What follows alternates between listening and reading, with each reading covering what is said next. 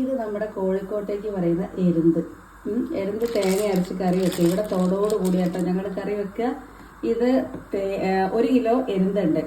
അപ്പം ഞാൻ ഒരു 2 മുറി, ചെറിയ തേങ്ങയാണ്, വലിയ തേങ്ങയൊക്കെയാണ് 1 മുറി മതി. തേങ്ങ, മുളക് പൊടി 1 ടീസ്പൂൺ മുളക് പൊടി, ഇത്തിരി മഞ്ഞൾപ്പൊടി, ഇഞ്ചിയും കൂടെ ചേർത്ത് അരച്ച് വരാം. ഓക്കെ. അപ്പോൾ ആ തേങ്ങ അരച്ചത് ചേർത്തു. ഒരു വലിയ തക്കാളി ചെറുതാക്കി മുറിച്ചിട്ടു. 2-3 പച്ചമുളക് കീറിയിട്ടു. കറിവേപ്പില, ഉപ്പ് ഇട്ട് നന്നായിട്ട് ഇളക്കി ഞാനിപ്പോൾ ഇത് അടുപ്പത്ത് വെച്ചിരിക്കുകയാണ്. ഇനി നന്നായിട്ട് തിളച്ച് വരുമ്പോൾ കറി തയ്യാറായി.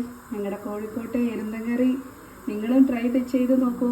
തെക്കോട്ട് കിട്ടുന്ന കക്കയും ഇവിടെ കിട്ടുന്ന എരുന്തും പേരിൽ മാത്രമല്ല വ്യത്യാസം, ഇറച്ചിയിലും അത് വ്യത്യാസമുണ്ട് കേട്ടോ.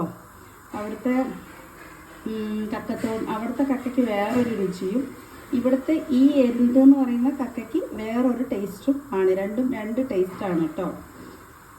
അപ്പം ഞങ്ങളുടെ കോഴിക്കോട് കിട്ടുന്ന കക്ക ഇതുമാതിരി കറി വെച്ചാൽ നല്ല രുചിയിൽ കിട്ടുള്ളൂ.